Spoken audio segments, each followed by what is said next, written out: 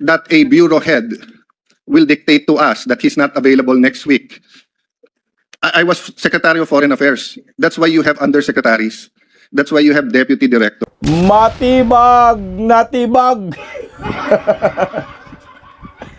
Tinabla ng impeachment court si Melvin Matibag na mayabang.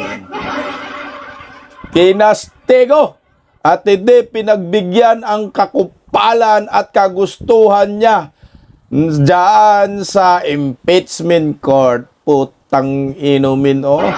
Nakakahiya ho ito eh. Hindi ho po pwedeng siga-siga ka dyan, Melvin Matibag, sa Senate Impeachment Court dahil iba ho po yan, yung korting iyan. Bam Aquino at Lotok, holing-holy, ang script na nabulilyaso. Nagkabuhol-buhol ang buang. Alam mo ba, Aquino eh, tang inumin yung script mo halata eh. Hindi umobra. Ang awkward nito, Bam Aquino, ikaw, Aquino ka, yan ang sinasabi ni Senador Alan Peter Cayetano, pahiram ng laban. Pero yung ipinagtanggol mo, Marcos, tuwang-tuwa yung lolo mong na mayapa na si Noynoy na pinagurgor ng mga Marcos. Noynoy pala, Ninoy pala, yawan. Senator Alan Peter Cayetano, binaon. Ang witness na si Lotok, anak ng kagwang, huling-huli dito. Ni Senator Alan Peter Cayetano si Lotok, pinaglalaruan lang. Magandang tanghali po sa ating lahat. Palike po muna, pa-share, pa-subscribe. At pakipindot po ang inyong mga notification bell para lagi po kayong updated sa ating mga video. Matindi po ang bakbakan sa Senate Impeachment Court kagahapon, no? Sa pagpapatuloy ng ika-4 na trial. Pero kitang-kita po natin na lamang po tayo sa naturang trial. Sa presentasyon pa lang ng prosekusyon ng kanilang bogus at sinungaling na witness, huling-huli ng kasinungalingan. Pero bago po natin ipalabas kung paano dinurog ni Senator Alan Peter Cayetano, panoorin po muna natin kung paano nila kinastiko itong si Melvin Matibag. Nakaganti rin si Inday Sara dito. Narito, panoorin po natin. Mr. Presiding Officer, if no one objects, I will not object to having Director Matibag yesterday, but maybe as a caution to government officials, my good friend, Congressman Defensor, I read over the weekend that Director Matibag is writing because he is to be in a convention meeting the FBI next week. So actually, we're going to be here 30 weeks. We have put aside many, many important things. We have put aside many foreign trips, many local trips, whether it's to help dun sa tinamaan ng lindol sa Mindanao or tinatamaan ng baha ngayon, because we have to be here 2 o'clock until matapos tayo every Monday to Wednesday, then after the SONA every Tuesday to Wednesday. I find it in bad taste that a bureau head will dictate to us that he's not available next week. I was Secretary of Foreign Affairs. That's why you have undersecretaries. That's why you have deputy directors. So I mean, I admire the patience of the prosecution, no? But even the prosecution, they have a way of timing and laying down the witnesses. So I don't want later on to say na dapat natanong ko muna to sa unang witness, kaya lang si Director Matibag inuna dahil ganito, ganyan. No, so I'd like to put that on record and ask my colleagues if that's acceptable to us. I mean, yung 20, well, at least those who are not in jail, or the 21 of us are here. The whole government nakatutok. We put aside so many important things, and then one witness who is in the government, who is a bureau head, will tell us sorry, but because he has to be with the FBI, siya na yung mauna tomorrow. That might be a bad precedent, Mr. Presiding Officer.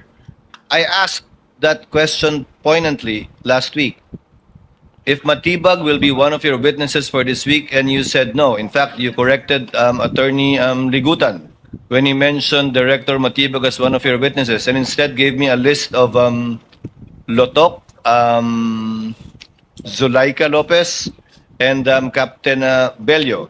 Matibag was not included. In fact, I don't think we issued a subpoena for Director Matibag for this week, given your manifestation after you took over, given that you have, as you said, control and supervision over the counsel for the prosecutors. So he's not in your list this week.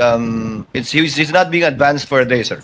May I respond, Your Honors? Please so. Your Please Honors, do so, that's sir. correct. I gave a list of witnesses scheduled for Monday, Tuesday, and Wednesday. However, Your Honor, to add, I also added that since NBI Director Matibag has been requested for a subpoena to testify within the week, I also added in my statement that we will inform the Honorable Court which day we can present the Honorable Matibag, and I was expecting him to be presented on one Wednesday after the testimony of Captain Belinda Bello, Your Honors.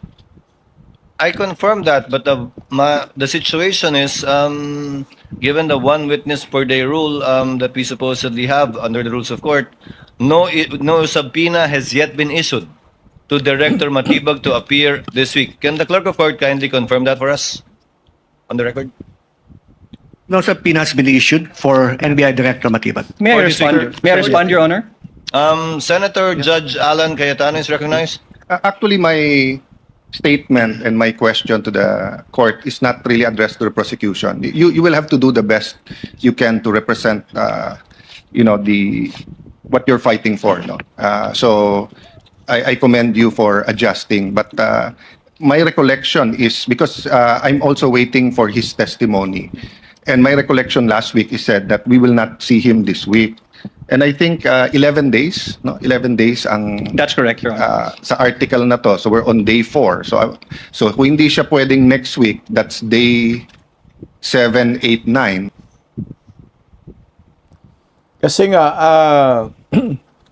meron silang may impeachment roles po sila na kapag merong mga ganitong klaseng mga surprise witness yung labas nito, may pagbabago, ay kailangan mag-abiso ka ng mga 3 to 5 days bago ka pagbibigyan.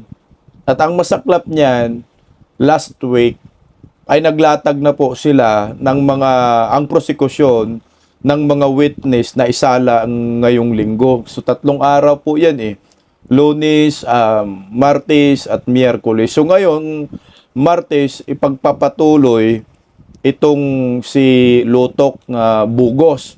Tapos si Attorney Zulaika Lopez kung matapos si Lotok sa cross-examine ng depensa. Tapos bukas, iba. Hindi po si Matibag. So ngayon, nag-request si Matibag kasi maglamyerda sa ibang bansa, anak ng kagwang. Pero ito hindi po pinagbigyan at pinagsubpina si Matibag na dapat umattend ka sa Lunes kasi yung flight daw niya 21.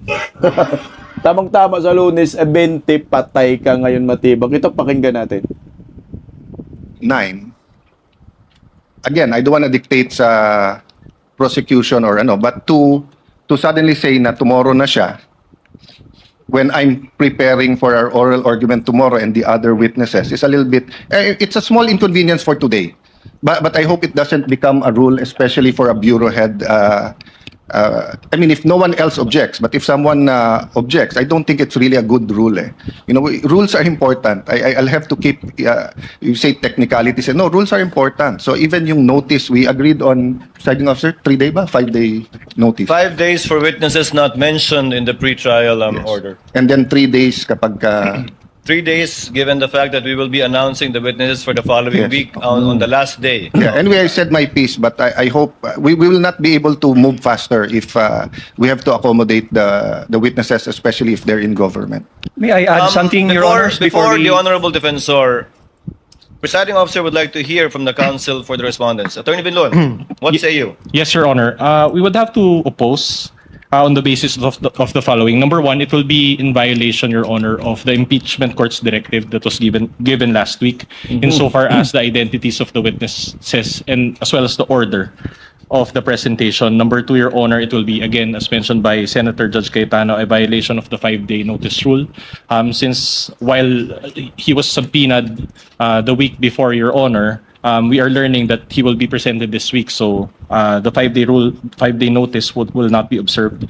Number three, the prosecution cannot compel also the defense and this impeachment court to present witnesses according to their schedule, considering also that these witnesses have already been identified and determined. Of course, it will be a violation of the basic tenets of fair play, and to join again the manifestation of Senator Judge Cayetano, it will set a bad precedent insofar as surprise witnesses will be allowed at any point of the proceedings. Number five would be, it will also violate our right to cross-examine intelligently. We have done our best to prepare for their witnesses. However, these last-minute changes really affect the preparation involved, Your Honor, and insofar as laying down the case that we want to establish. And finally, if there are violations of these proceeding rights, there will be a violation of procedural due process, which of course can give way to another ground to further delay the proceedings. Moreover, Your Honor, a summit, a regional summit of some sort, but it was conducted in other words, last month, Your Honor, also in Bangkok, Thailand. So we would have to again manifest and we would have to study, Your Honor, the invitation and counter check and do the proper verification as well, so that if it is indeed viable, then we would understand, Your Honor, why it has to be attended to by Director Matibag. Senate President Gatchalian is recognized. You may proceed, sir. Thank you, Mr. Presiding Officer. Sinusuportahan ko po yung statement ni Senator Judge Alan Cayetano dahil hindi lang naman po yung counsels ng prosecution at defense na naghahanda, pati mo mga senator judges naghahanda rin. At sa totoo lang ho, itong weekend, marami rin sa ating mga senator judges ay pinag-aaralan kung ano yung kanilang maitatanong sa mga testigong ihaharap po ngayong linggo. Marami po ay pinag-aaralan po yung mga ebidensyang in-upload na ho para po sa ating mga senator judges. At hindi ho ito konting ebidensya, pinag-uusapan ho natin dito. Libo-libong mga papel at libo-libong mga ebidensya. Kaya kung bigla pong may isisingit na testigo, hindi ho rin makakahanda po yung ating mga senator judges sa kanilang pagtatanong at hindi rin ho nila mababasa yung mga dokumento at ebidensya na nakakabit ho doon sa testigong iharap. Kaya napakahirap naman po na naghahanda ho tayo pero biglang may mga ganitong suppression na hindi ho natin paghahandaan at hindi naman ho yan magiging maayos at patas para po sa ating mga senator judges. Ayan, sa wakas, nagsalita din si Win Gatchalian. Ano Matibag? Ito isa sumpina ng impeachment court. Patay ka Matibag pag hindi ka pumunta, contempt ka. Ito, panoorin natin, tuloy natin. Yes. Maraming salamat po. For the record, Chair would like to confirm the statement of the Honorable Defensor. I will quote, Presiding Officer, quote, so Director Matibag is not yet going to be presented next week. Representative Defensor, not yet, Your Honor. We will manifest on Monday. If we can consider him for the Wednesday session, depending on how the trial goes and how long the testimonies will take for both parties. With the permission of Senators, Senator Judge Cayetano and the Senate President, may we defer our ruling on this matter and ask the counsel for the prosecution to submit to us the letter given to you by Director Matibag for us to be able to look at it, copy furnished, of course, the counsel for the respondent, so that we can adequately go over it and hopefully come up with a ruling before the day is over. We submit, would Your that be Honor. possible? We will submit the letter. The Honorable Thank you, Your Honor. So we shall do it that way. Kindly furnish a copy to the counsel for the respondents as well for their review. Yes, Your Honor. Given Your Honor, counsel for respondent, Attorney Benluen's Your Honor, manifestation if earlier. the Travel Authority is also available. If we can ask If for a the- travel authority, if it's already issued. Yes, of course. Kindly furnish us that as well. Your Honors, we will submit in good faith whatever the prosecution has received from Director Matibag, Your Honor. As well as Kindly communicate with him, if possible, if he already has a travel authority for the same, so that we could evaluate it based on what you have. We Yes, cannot Your Honor. evaluate it based on what you don't have, so we will presume if you don't have it, it's not yet there. Your Honor, Yes, one last Attorney addition. Considering that there's if and when they provide the travel authority, I understand, Your Honor, that one of the requirements is also the official invitation from the foreign body. So if they can also provide that, Your Honor, Well- so that we can do a full review of this matter. Attorney Binloan, it's not really for the full review of the counsel for the prosecution, but rather for this court's evaluation, whether or not to allow the motion of the counsel panel of prosecutors. But everything that will be submitted to us, you will be furnished with a copy. We will So that you submit. can argue your way through this motion before we decide on it. So ordered. Counselor would like to recognize that Senate President Gatchalian. Thank you, Mr. Presiding Officer. Pursuant to our discussion earlier on the subpoena for NBI Director Melvin Matibag, and pursuant to the discussion with Senator Judge Alan Cayetano and myself, and to give ample time to the Senator judges to study, to look at the pieces of evidence as well as to propound their questions, may I propose to let him come to the Senate on Monday. I was looking at the letter from the NBI, and indeed the activity in Bangkok is quite important. It is the regional summit on scam center compounds and transnational organized crime, which will be held on Tuesday. We were also looking at the flights to Bangkok, and there are flights at night, Mr. Presiding Officer. So what we can do is to allow him to come here on Monday and then propound our questions. And if ever we don't finish it, we can request him to come back again after his activity in Bangkok. With the understanding, of course, Senate President Gatchalian, that the testimony of the witness given in direct examination would be meaningless unless he is thoroughly cross-examined by the other party. So should we not finish his testimony on Monday, it shall be continued on the next trial date until the cross-examination, redirect, and if at all, recross shall have been finished by the parties. Subject to that understanding. Is there any objection to the motion of the Senate President to issue the subpoena for the attendance of Director Matibag on Monday, July 20 at 2 o'clock in the afternoon? There being none, same is approved. To clarify, the Honorable Defensor, may I ask, who is your witness for tomorrow? I understand we still have two witnesses online, namely Attorney Lopez and Captain Bello. Is that correct, sir? That's correct, Your Honor.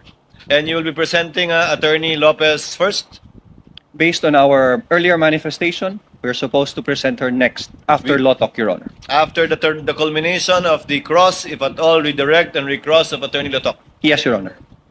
Thank you very much. Any other points that any other senator judge would like?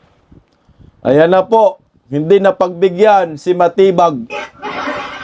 Alam mo Matibag, pag hindi ka dumating sa Lunes, kasi crucial yung oras niya eh. Dahil 21 daw yung flight papuntang Bangkok, may seminar daw. Pero sabi ng prosecution, pahingi ng invitation kung merong imbitasyon. Kasi nga tapos na daw, nung nakaraang June na daw yung seminar, tapos na. Baka gumawa lang ng drama si Matibag para maka-eskapo. Kasi alam ni Matibag, hindi siya pagbibigyan ng impeachment court ngayong Lunes o ngayong Miyerkules. Kaya ang gusto niya, sabi niya, i-schedule mo ako kasi may flight ako. Hindi siya pinagbigyan ng impeachment court. Akala siguro niya, hindi na siya papatawag. Putang inang nangatog na yung yagbols nito. So ngayon, subpinang inaabot mo. Impeachment court talaga, subpina dito. Pag hindi siya dumating sa Lunes, at i-reason niya, crucial yung time niya dahil alis siya papuntang Thailand, pwede kay show cause order. Pag hindi ka mag-attend, i-contempt ka ng impeachment court at makulong ka. ito, huling-huli naman po dito si Bam Aquino at Lutok sa kanilang nagkabuhol-buhol na script at nabulilyaso. Panoorin po natin at pakinggan kasi ang gusto kasi ni Bam Aquino na palabasin na meron talagang nakontak o merong nakontrata si Vice President Inday Sara na assassin.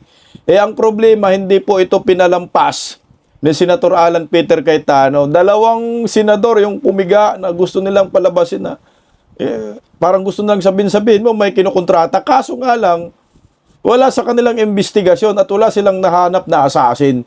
Kaya ang resulta, inamin niya na wala talagang assassin. Ito, huli ang animal. Pakinggan natin. Mr. Presiding Officer. Attorney Lotok, Yes, meron po, pa Your po bang ibang grupo sa NBI ang nag-imbestiga doon po sa mga utterances ni Vice President Sara Duterte noong November 23 to 24? During our time,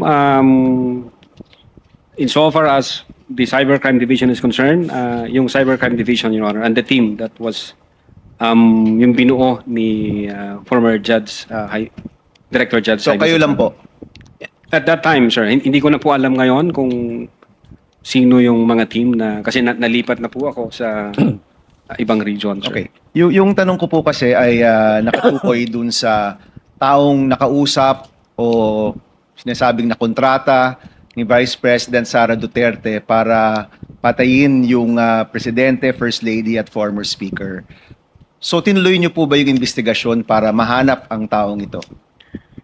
Well, aside from the fact, Your Honor, na nag-issue kami ng subpoena sa Vice President para makakuha ng information, kasi we need a validated information, we need a confirmed information.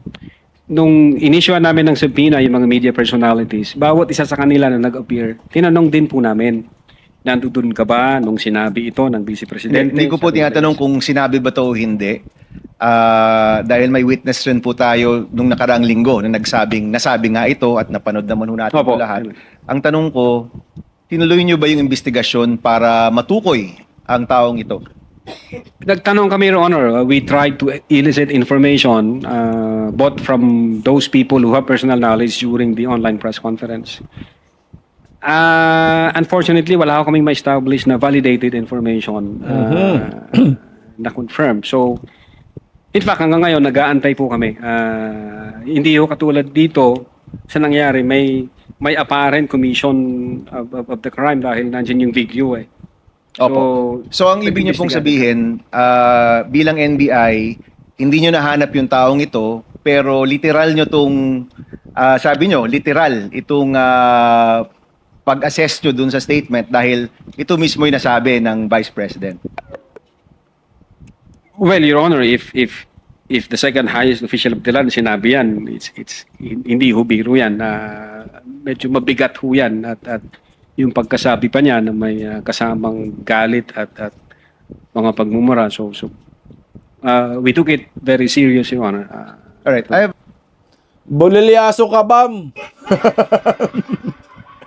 Kala ko ba matalino yung ano ninyo, yung witness ninyo? O paano yan? Wala naman talaga daw silang nakitang assassin eh. At wala po silang nakitang kinontrata ni Vice President Inday Sara. Tapos ipilit mo meron daw assassin, may kinokontrata, anak ng kagwang. O ito maliwanag, galing na po sa bunganga ng sinungaling na Lutok na wala talaga silang nakitang assassin na kinontrata ni Vice President Inday Sara. Tinanong uli yan ni Sherwin Gatchalian, pareho pa rin yung sagot. Walang nakikita, walang nahanap na kontraktor. Dahil ito ay pagbanta sa ating Pangulo, may ginawa ba ang NBI na imbestigahan kung talaga bang merong nakontratang gagawa nitong banta? Yeah, I think a couple of months ago may binuo ang aming direktor. Nagbuo siya ng task force to investigate threats against the life of the president. Kaya lang hindi na ho ako part noon, Your Honor. July 2025, nalipat na ho ako sa ibang region. So, wala na po akong idea. I think yung intelligence service namin at yung director, yun ho yung pwedeng makasagot, Your Honor. Actually, yun ang next na tanong ko dahil tayo dito sa ating bansa, sanay tayo sa whole of government approach, whole of nation approach. Dapat merong whole of agency approach, in this case, the NBI.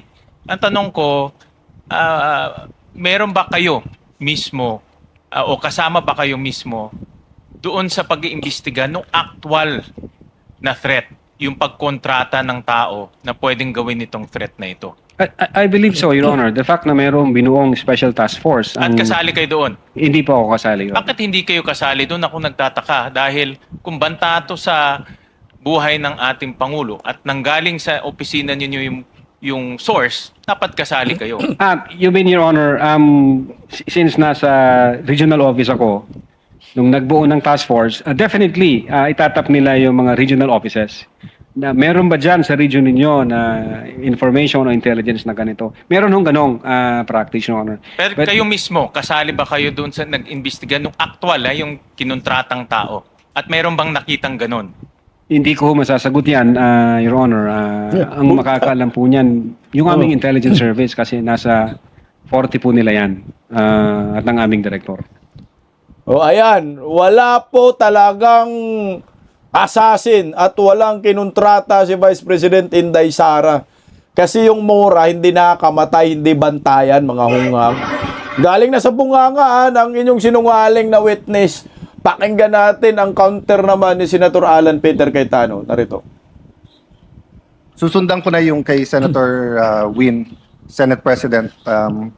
No, Yes po, Your Honor. yeah. Good afternoon, Mr. Witness. So, dediretsuin ko na, no?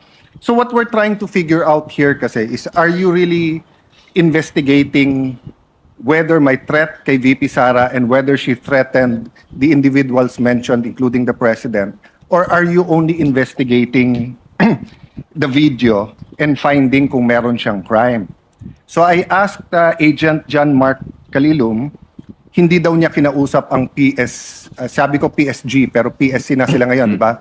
Presidential Security Command. So Opo. did you speak to the Presidential Security Command about the threat on the President? Your Honor, in terms of correspondence between the Presidential Security Command at yung NBI, ang makakasagot po niyan yung director. Kasi hindi ko alam kung may usapan po sila. Meron po kasi kaming tinatawag na need to know basis. Ang focus lang po namin as... The problem with your answers, Witness, is that kung yan ang sagot mo parati, hindi mo inimbestigahan ng husto. Correct. Hindi ho. Because you didn't get the information from your intelligence. You did not get your information from the task force. You did not get your information from the Presidential Security Group. Did you talk to the CIDG? Your No, Honor, may you answer first. Did you talk to the CIDG? no, Your Honor. No. Hindi. But nag-imbestiga din sila, di ba? I think so, Your Honor, kasi may statement sila. So yun din yung tanong nga ng Senate President eh. Kung iniimbestigahan nyo talaga yung buo at kayo ang head at kayo dapat ang mag-imbestiga, bakit hindi nyo kinausap yung mga ibang nag-iimbestiga? Baka may alam sila na hindi. Yung usapan po na yan, it's a matter of intelligence. Hindi ko alam kung may usapan sila o kung wala silang usapan with the director and with the Yeah. intelligence service, Your Honor. Yeah, I'll take that answer, but I think at least alam nyo yung nasa isip namin and what we want clarified. Secondly, sir, all of you, yung apat, you signed the February 10, February 2025 NBI Affidavit of Investigation. Tama po ba, di ba? Yes, Your Honor, our affidavit of Tapos investigation. kasama dito yung verification nyo, basically saying that based on the records, tama tong lahat. No? Verification ng ano po, Your Honor? Sa dulo, nag-sign kayo ng verification. Verification of non-forum shopping, Your Honor? Yes. And Opo. that, aside from non-foreign shopping, give me some latitude because to explain the question. We read and understood its contents and the allegations therein are true based on authentic records. Yes, Your Honor. Yeah. So may mali ba dito? Factually, wala. Na-review mo naman to. May konting typo dyan, which is Hindi normal typo, naman po, Your Honor. factual. Insofar as I'm concerned, Sino lahat po ba yun. nag-prepare? Ang team po namin with the... Tapos pinapirma sa inyo?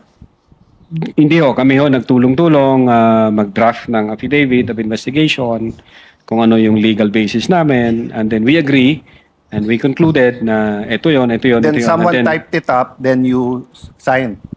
I asked this because nung tinanong ko kay Agent Mark John Calium, sabi niya, dito nakalagay conditional pero tingin niya absolute. You answered the same thing, it's absolute, pero dito nakalagay conditional. The utterances itself, Your Honor, is what we called event-based condition, ang classification namin. Okay. Yun so- yung utterances, Your Honor. I'll take that answer. I think mas factual yun. But sa paragraph 51, was VP Duterte ever Secretary of the Department of Justice? No, Your Honor, Department of Education. Nakalagay dito, to recall, VP Duterte resigned as the Secretary of the Department of Justice, and she herself admitted that her relationship with the President has become toxic, and she would imagine her strangling him and cutting off her head. That's typo, Your Honor. That's not a typo. A typo means yung department naging depart. Department of Justice and Department of Education are two different things. Ang alam If- namin, if- sorry po. Yes, sir. Good, sir. Yeah, Department of Education, ang alam po Yeah. namin. So, kasi I just filed my counter affidavit sa ombudsman about yung obstruction of justice. Ilang beses ko kailangan basahin kasi nga, pag may mali, pinirmahan nyo na sinasabi nyo, no? But anyway, Putang inamin nyo! Si Vice President Inday Sara nagiging Department of Justice Secretary na. Pagdating sa mga affidavit ninyong mga hunghang kayo, wala na dahil gusto lang magkaroon ng posisyon, dagdag kita, putang ina makabalita. Wala na to, harapang panggagago na to sa mga Pilipino. Mantakin mo, alam ng sabay ng Pilipino na DepEd Secretary si Inday Sara, tapos sasabihin mo, Department of Justice, irarason mo, typo error, anak ka ng kagwang. Impeachment trial, nagsumiti ka ng mga affidavit ng mga typo error, may mga tampered, loss nyo. Wala na, huling-huli sila ni Cayetano dito, nagmistulang ugag, awards. Okay, tuloy lang, Senator Alan Peter Cayetano. anyway, going back to the condition, you mentioned the case of SPO2 Hamata. Yes, sir. But Patay. isn't it true that the lis mota of that case was really res judicata and double jeopardy? Ayun. Meaning, hindi tinake up ng Supreme Court whether or not a condition. Yes, sir. Di ba? Opo. Oh, so that wasn't on point. Kasi I was going to ask, is there a difference if the condition is legal or illegal? Di ba? So halimbawa, pag sinabi ko sa yung pag natanggal akong Senate President, patatanggal din kita. Okay. Unang-una, legal naman akong tanggalin na Senate President. We always vote. There's nothing there. But if illegal, pag pinapatay mo ko, papapatayin din kita. Is there a difference if the condition of why I will act or why I'm threatening you is an illegal act? Well, under the law, Your Honor, it says there that even the condition is unlawful. So, regardless of the nature of the condition, Yes. sir. No, I want to get lang into your mind when you sign this because nga medyo novel yung case to for me. Even as a lawyer, I have to do more research and see anong ibig sabihin nito grave threats dito because you keep mentioning we keep mentioning here that this is the second highest official in the land and therefore pag trinete niya ang pangulo. But who was the vice president claiming na pwedeng magpapatay sa kanya? Again, Your Honor, yun po yung reason ba't nag-issue kami ng subpoena. No, Gusto po sa namin. reading nyo nung statement niya, sino tinutukoy ng pangulo na mukhang mag-ooperate sa kanya ng Operation Romanov? Sinong pinagbibintangan niya? Well, una, kung ang pag-uusapan Romanov, Your Honor, ang alam namin na unang nagbigkas ng Romanov ay si Mayor Baste yata noong January 2024. Other yes. than... That's irrelevant. Ang question ko, in the mind of the Vice President, sinong pinagbibintangan niya na pwedeng magpapatay sa kanya? You said you investigated So mahaba na testimony niyo ni Agent John Mark. So of course, kasama sa investigation niyo, sino sa mind ni Vice President magpapapatay sa kanya? Well, again, Your Honor, since wala kaming makuhang valid information, No, hindi ba klaro sa video na ang pinagbibintangan niya is the first lady, the president, and the speaker of the house. Speaker. So sabi niya, pag pinatay ako, patayin mo silang tatlo. So ang pinagbibintangan niya na magpapapatay sa kanya, yung tatlo. I cannot answer to that, Your Honor. Senator No, Judge no, Allen, kindly wind up. Okay. But you have to be able to answer that because you're the one who investigated. And that is crucial. Why? Because part of your self-defense, so for example, if I know na sa senator judge, pag hindi ako bumoto one way or the other, papapatayin ako ng whatever, chief PNP or papapatay ako ng whoever. So pag sinabi kong, pag ako pinatay, si ganito nagpapatay sa akin. And then, ang difference, I don't usually give a threat na patayin mo rin. So could it be that actually that was the defense of the Vice President para hindi siya patayin?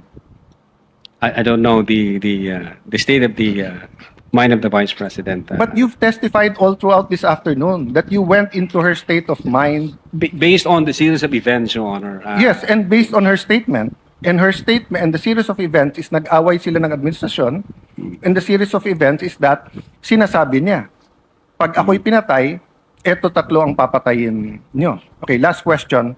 Kay Attorney Lopez, tinanong din to ng Senate President, ni Senator Tulfo. At di ko na itatanong pero napahapyawan ni Senator Erwin din to yung tungkol kay yung sinabi ni si Attorney Lopez, sabi mo, even before kasi nangyari yon, nakausap na ni Vice President yung papatay. That's the literal meaning of the statement. Yes, that's the literal meaning, but did you believe her? Well, she's the Vice President, sir. So she also said freedom of expression, so you also believe her? Not based on the evidence that what we gathered, sir. No, okay, so I'll stop there, but Tang-inumin mo, Lutok, si Raulo, pag pumapabor kay Inday Sara, nililihis mo, lo mo, bayaran talaga tong hinayupak na waray upay. Naniwala kay Inday Sara, tapos pag sinabi ni Inday Sara, freedom of expression, hindi na siya naniniwala. Ang tangingo talaga. Anong ebidensya mo na may kinontrata si Inday Sara? Nakabase lang sa napanood niyang video. Putang ina, napanood din namin lahat yan eh. Tinanong ka kung sino yung gustong magpagurgor kay Inday Sara sa Oplan Romanov. Dahil nag-imbestiga ka, hindi mo masabi. Sino bang minura ni Inday Sara? Sino bang gustong gurgurin ni Inday Sara pag siya nagurgor? Yung tatlo, si Baki, si Bangag at saka si Tambaloslos, sila yung gustong magpapatay kay Inday Sara. Yung maliwanag. Diba, waray upay? Nahuli ka dito ni Senator Alan Peter Cayetano. Tuloy lang natin, oh. but I'll read to you. Sinabi niyo kasi sedition. Pero tignan niyo po yung page 25 nung sarili niyong affidavit, ha. Si Princess Maui, ang sinabi niya, ano po ba ang pwede niyong maging remedy para matapos na ito, lalo't nagsisigaw na po ang taong bayan na mag-people power na. So actually, I would consider ang nag-uudyok si Princess Maui. Of course, we can discuss people power, pero tignan niyo po ang sagot niya after yung sa pagpatay. Ang laban ay wala dyan sa EDSA, ma'am. Wala dyan sa mga highway. Ang laban, ma'am, nandun sa loob ng palasyo. Yan ang problema. We appreciate yung expression nyo ng disgust, ang pagkamuhi, ang hopelessness, kasi it reflects kung ano nararamdaman ng maraming milyon-milyon. Alam ko yan, ma'am. Kahit saan ako pumunta, ang sasabihin, binoto namin dahil sinabi mo, iboto namin. So if I look at that statement, parang baliktad. Parang sinasabi niyang huwag kayo mag-people power. Correct. Hindi, actually, kung babasahin po natin yung buo, may sinabi siya doon na natutuwa siya sa ginagawa nila. Sa ginagawa nila na active nagrarally. Pero sa people power, ito yung exact. But I won't argue with you. I'm just trying to get into your frame of mind. Yes, Your When do you believe her and when do you not believe her? And what did you actually investigate? We based everything on the evidence that we've gathered. Thank you, Presiding Officer. Thank you, Mr. Witness. Apo. I'm not going to ask a question just for clarification. May I just put it on the record? The gentleman may proceed in yes 2 minutes. If you look at the articles of impeachment, Article 4, Respondent Vice President Sara Duterte committed culpable violation of the Constitution, high crimes, and betrayed public trust by contracting for the assassination by the President, the First Lady, and the former Speaker of the House by making grave threats and actively inciting sedition against the public.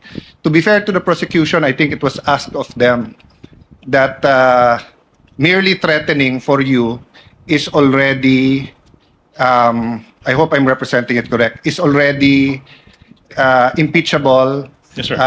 either high crimes, grave threats, or by culpable violation. Okay. Yes, sir. But there's a difference between saying that that mere statement is impeachable by alleging that she did in fact contract someone to kill. Because if you look at the next page, it is the position of the prosecution of the House of Representatives. The fact that respondent contracted an assassin no longer requires further proof, as it is already established under the matter of light of her own public admission. That's a conclusion of law.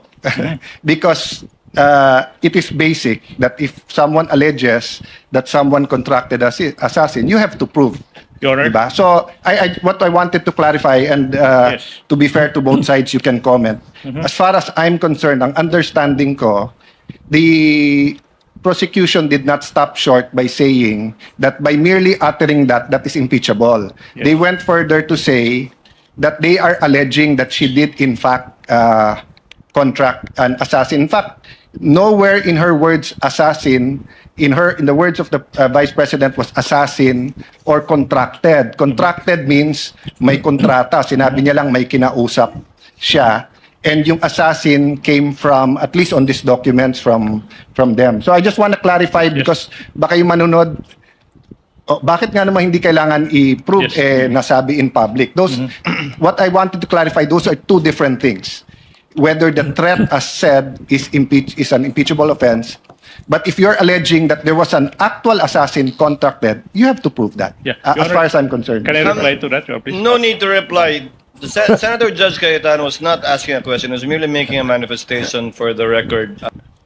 Gustong mag-reply ni yung tang yung inayopak na abugago. Wala nga ang kinutrata si Inday Sara at saka yung salitang assassin sa inyo lang yan, NBI matibag. Walang ganun, walang assassin. Walang kinutrata si Inday Sara. Wala naman sinabi si Inday Sara, meron kaming kontrata. Ang sinabi ni Inday Sara, may kinausap na ako. Yan ay bunga ng kanyang pag-alala dahil sa Opran Romanov ni Bangag. Makadali kayo ngayon kasi ang depensa merong ilalabas na testigo na nagpapatunay na meron talagang planong pagtangka sa buhay ni Vice President Inday Sara ang gobyernong nakatabingi ang panga. At maraming mga pangyayari na talagang binawasan pa nga ng security personnel, pinuntahan pa ang bahay ni Vice President Inday Sara dito sa Maynila na narintahan. Dali talaga kayo dito. At matutukoy lalo ng sambayan ng Pilipino kung gaano kasama itong si Bongbong Marcos, Lisa Marcos at si Martin Romualdez. Putangina, magnanakaw pang na nga, gusto pang manggurgor ng kapwa. Sila ang dapat imbestigahan at sila dapat ang makulong. Ano matibag? Iyak ba? Abangan po natin mamaya 2:00 ang impeachment trial pang 5 araw laban kay Vice President Inday Sara. Duterte, panalo tayo! Paggising sa umaga, tanghali at gabi, nakikita ko ang post niya, ang hapdi. Paano nga ba to? Di ako makatanggi. Watch ko na lang at at isipin ng mabuti. Bisdak Pilipinas. Bisdak, tinig ng katotohanan. Sa bawat vlog may laban sa kasinungalingan. Mulat ang mata, gising ang masa. Bisdak Pilipinas, para sa bayan, gumigising sa diwa. Sa likod ng kamera, tapang ang dala, walang sinasanto kung mali ang gawa. Hinay-hinay, pero palaban. Boses ng tao sa digital na labanan. Bisdak, tinig ng katotohanan. Sa bawat vlog may laban sa kasinungalingan. Mulat ang mata, gising ang masa. Bisdak Pilipinas, para sa bayan, gumigising sa diwa.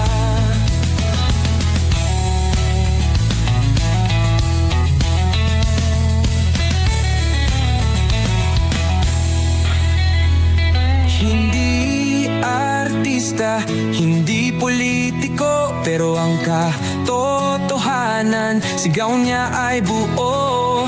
Sa YouTube o Facebook man siya makita, may aral ka pa rin, may uwi sa bawat salita. Bisdak, gising sa katotohanan. Di lang kwento, kundi panawagan. Sa bawat Pilipinong naghahanap ng liwanag. Bisdak Pilipinas, kasama sa pagbangon ng bayan. Bisdak Pilipinas, boses ng masa. Gising ang diwa. Sa vlog mo, may pag-asa.